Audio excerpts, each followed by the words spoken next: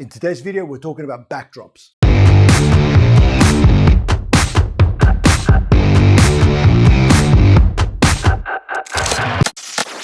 Hey everyone, welcome back to the channel. Today, I want to talk about backgrounds and how you can create a library of backgrounds that you can use for your portraits.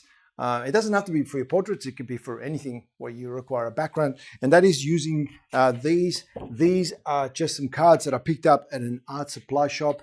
They are like arts and craft places will have these. And what they are, they're just prints that you can pick up that have different patterns and backgrounds. These are double-sided, but you can see there that you can get all sorts of funky things that you can use as backgrounds. And I know what you're probably thinking, how can I use something of this size on a portrait?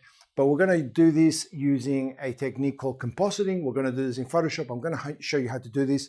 And if you're not familiar with compositing, it's very simple. Well, it's very simple nowadays. If you went back, say, 4 or 5 years ago, compositing used to be something a little bit difficult that you needed to really practice and have some skill before you got anything that looked good.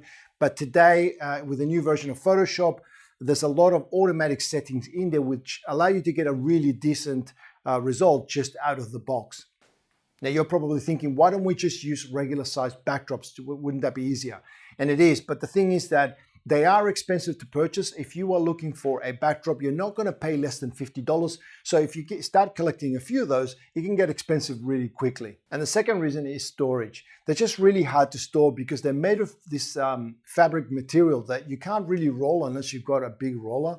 So you tend to just fold them up and put them into a bag, which means that when you go to use them, they've got all the fold marks. So you have to iron them. And because they're really big, you have to lay them out on the floor because they're like twice the size of a bed sheet. And it's just really impractical. And a lot of the times you just can't be bothered doing that. So you end up not using them. So it's a bit of a waste of money. So using this system that I just showed you with the prints, it's a much better way to replace backdrops than having to sort of tear things down and set up new backdrops again. And this is not just something that I use. This is something that generally speaking is used amongst a lot of working photographers because they've just worked out that this is a much more efficient way of working. So what you're going to need is you're going to need Photoshop and you are going to need a background of some sort. Now, I recommend using either a white, a gray, or a black background. They're the only backgrounds that I own nowadays. And that's going to make it really easy to cut out the person from the photograph. And also it's not going to introduce a color cast because they're neutral colors. Now you're going to need a subject that you're going to photograph and you will need your backdrop. In fact, what I'm going to do is, yes, I will upload some backdrops for you so that you can use, so you've got something to get started and you can practice this with. So I will put a link in the description. It'll take you to the ministryoffphoto.com, which is my site, and you'll be able to download them in there. So that's everything we need. So let's jump into Photoshop and see how this works. Okay, so here we are inside of Lightroom, and just something off the bat, I haven't rehearsed this tutorial, so everything that you see here is going to be just off the cuff, and I'm just going to run into the problems that that you might run into, and we'll just work through them as we go along, so that way you get to learn that as well. So let me show you what I've got first. So these are the images that I'm going to be using. I've got this photograph here of my model. This is a subject, and typically I wouldn't crop the image this way because the backdrop doesn't go all the way to the to her feet. But we're gonna work on somewhere around this sort of crop, so it doesn't really matter. Now, one of the things that I will say is that what's going to help you immensely is that if you are able to photograph your subject on a clean background such as this one. So as you can see here, I've always got something behind my subject. It doesn't have to go all the way up to the ceiling or down to the feet, as you can see in here, because I'm only going to be working on this area here. As long as you've got the model or your subject on top of a clean background, it's going to make life a lot easier. You can still do it if you don't do this, but this is going to make a world of difference. So the other thing that I've got is I've got some of these backdrops that I was just showing you in the video before. So these are the sheets that I just photographed them. I just put them on the floor and just took a picture. There's no need to do any fancy lighting or anything like that. And as you can see, I've got a few in here. I've also got one here that I downloaded from unsplash.com, which is a stock library site that you can with free images. And normally I pay for my images. This site is free and you are allowed to use them. So if you do use them, make sure that you give credit to the photographer so that they can get something out of that. So we might use this one, and but I just put it in here just in case. But I think initially the one that we're going to use is this one here. I like this one. If I zoom in, you can see that it looks very much like wallpaper, which is the look that I'm going for, which I think it works really well with this type of dress that she's got on and just the look of the photograph. So let's get cracking. What we're going to do first of all is we're going to open up the two images that we're going to be using, which is this one here, and we're going to be using this one. So I'm going to click the two of these. I'm going to shift and select the two of them. I'm going to right mouse click, and then I'm going to go into edit into Photoshop. Whoops, that's the wrong one. Let me just do that again. Let's go into edit into Adobe Photoshop. Here we go. That's the one we want. Okay, so we've got both of our images here. I've got them on two separate documents. You don't have to do it this way. You can open them both up in as layers, but I'm just going to show you something how to move images across different documents. And so if you wanted to bring, so as you can see, let me just click up here. Okay, so up there we've got my subject. And in the second document, we've got this one here.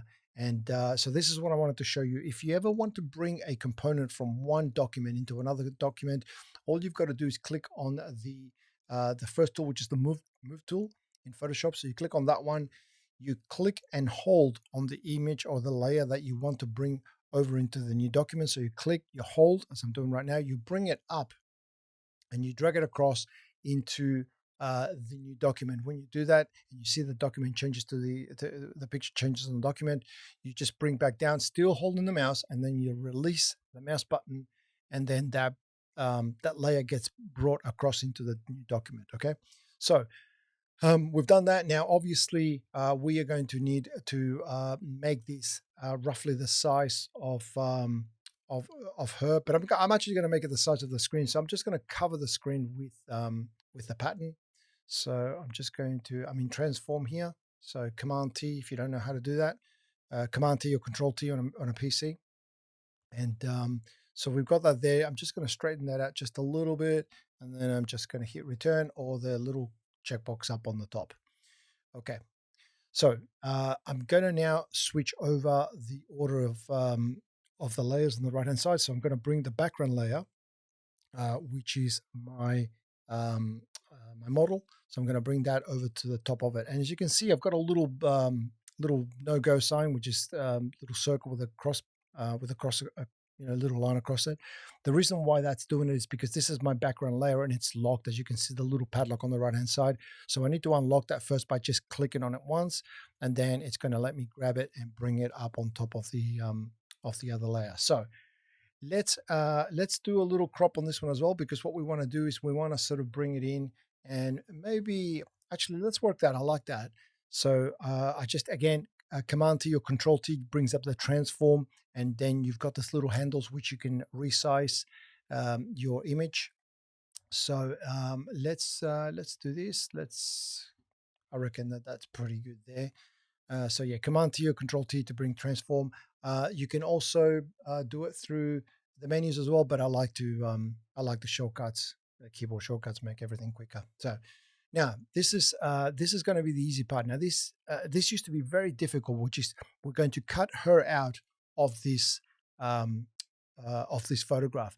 And 5-6 years ago, this used to be really, really difficult. Now there's a really good tool within Photoshop. All you got to do is click on the quick selection tool over here. And then when you do so, you're going to notice that up here, you've got a couple of buttons. One of them is called Select Subject. If you just click that and you just wait a few seconds, and as you can see, it's done a pretty good selection of the model. So now if it needs refinement, you can always click on the select and mask button, which allows you to then go in and clean up the selection. But for the most part, it's going to get it pretty right. Okay. And I'll show you how to go in there and clean it up manually so that you get a really good selection. You've got a whole bunch of sliders in here that you can play around with. The smooth thing is something that I like to bring up just a little bit so that you don't have such a hard edge around the selection. But we're just gonna keep it. We're just gonna keep it like this and do the cleanup a little bit later. I'll show you how to do that later.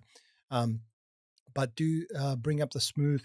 I've got it there to about a value 6 in there, and then the feather as well. I'm just going to feather that to about. I'm just going to do about 1 pixel. I think that that's going to be enough, and then I'm going to click OK. So I've clicked OK, and now we've got the selection. We've got her selected, and what we want to do is put a mask. A mask is going to either display or hide certain parts of the picture, and I'm going to show you how that works. You've got this little button here. So while the image is selected, you see this little um, ant marks around the selection. We are going to click on this button here, which is the Add Layer Mask button. So when I do that, you will notice a couple of things. So obviously our background is now showing through because in the layer mask in here, you can see the shape of the girl in here, which is anything that's in white is going to be displayed. Anything that is in black is going to be not displayed and become transparent. So you can see what's below that, which is the layer with the background. Okay.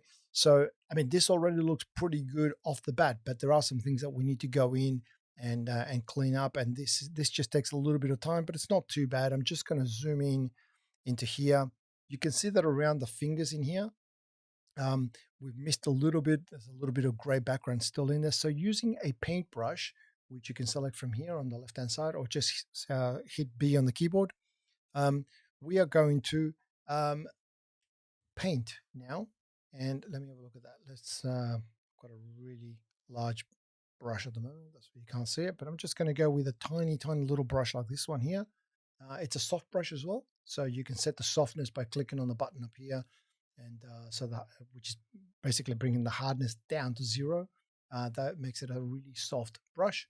And now what we're doing is we can either paint black to make an area transparent, or white so that you will display more of the model. Okay, so if we paint white, we'll see more of the model. If we paint black, we will see less of the model. And you can see the colors here on the left hand side. You've got black and white. If you don't, just click on this little arrows, the little corner arrow over here, and to switch between these two really quickly, you can just hit the X key on your keyboard, and you'll see that the colors will change. So what we want to do is we want to paint a little bit of black, because this is still showing as part of the model, but we don't want that shown. So we want that to be transparent and not shown. So what we're going to do is we'll paint with a little bit of black. So now with my brush, all I've got to do, and I'm just going to make that brush a little bit bigger, is I just start painting. And obviously I've got an opacity of 15 in here. I'm going to make that 100. So let's just try that again. And as you can see, now I'm painting black. And normally I would use a tablet for this, which makes it a lot easier, but I'm trying to use my mouse in here. And as you can see now, I am displaying what is behind the model, because I'm actually, in a sense, almost erasing something. Now, if you go over too much and you accidentally delete some of her, like some of her fingers in there, that's okay. That's not lost. You're not actually erasing. You're showing or hiding. Okay. So in order to bring it back, you just hit the X key or the little arrow key here to switch over back to white. And we're going to paint back her fingers. Okay. So we're going to paint that up, and let's clean that up again. So now I brought back too much of her finger, as you can see there. So we're going to hit X again to switch, and we're going to paint back again. Okay, so the beauty of this is that it's not destructive. You're not losing anything. And now it's just a matter of going all the way around her and have a look at the edges to see, for example, in there's a little bit of gray in there, which we probably want to clean up. So we would, maybe just touch up a little bit of there as well. Okay, and you would just go through and clean up as much as you can. And obviously this takes a little bit of time, but for the most part, it's done a pretty good job, I think, around um, around the whole selection. So yeah, that's looking pretty good as it is. It's actually done better than I thought it was going to do. And now what you can do is you can go into the layer mask, for example, or the background, beg your pardon, the background layer.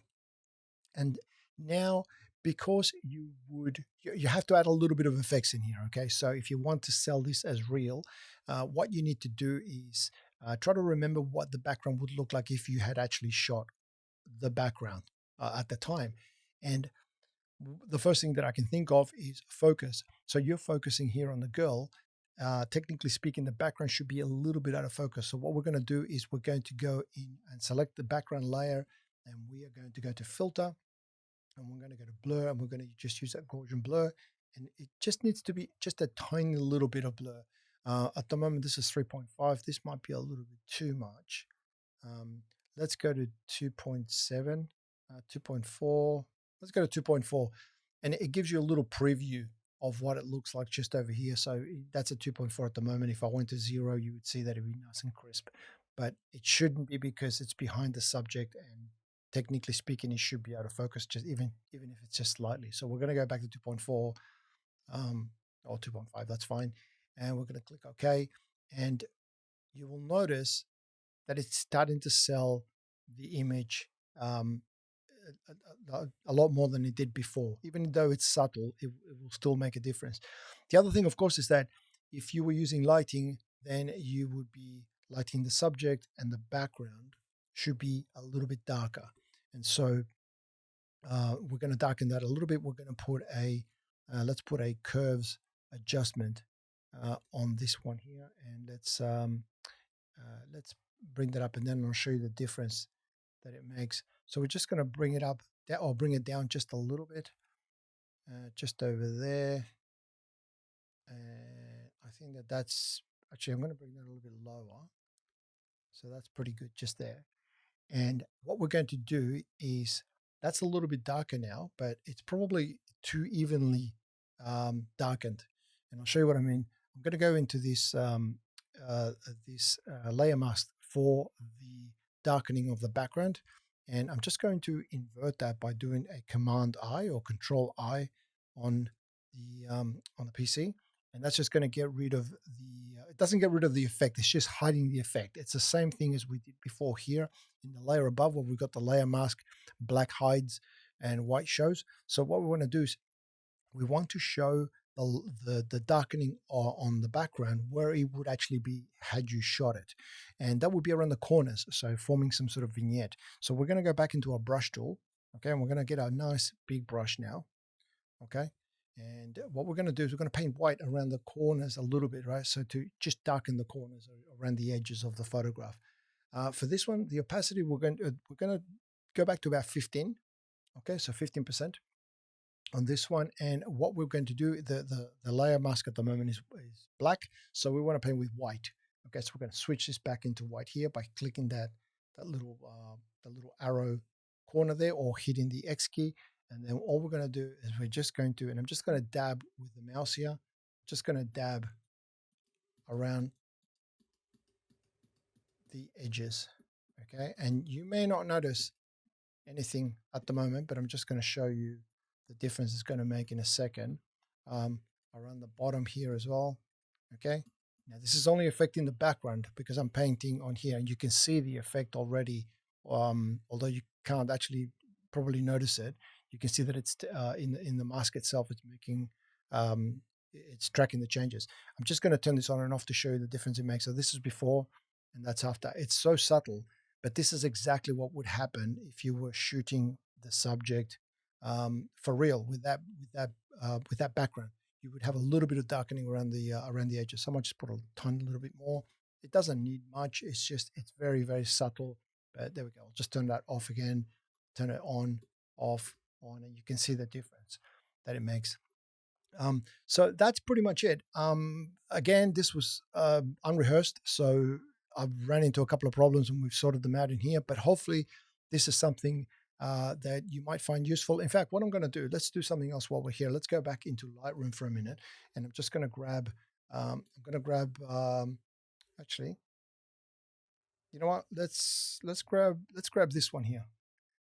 Let's go into Photoshop, bring that one there into Photoshop, and I'm going to show you why this is a much more practical way of working with backgrounds. So let's grab this one here, and we're going to move it again by hitting the V key on your keyboard, or the move tool up here, and then we're going to click and hold, and we're going to drag it across into our new one, and we're going to bring it here and release.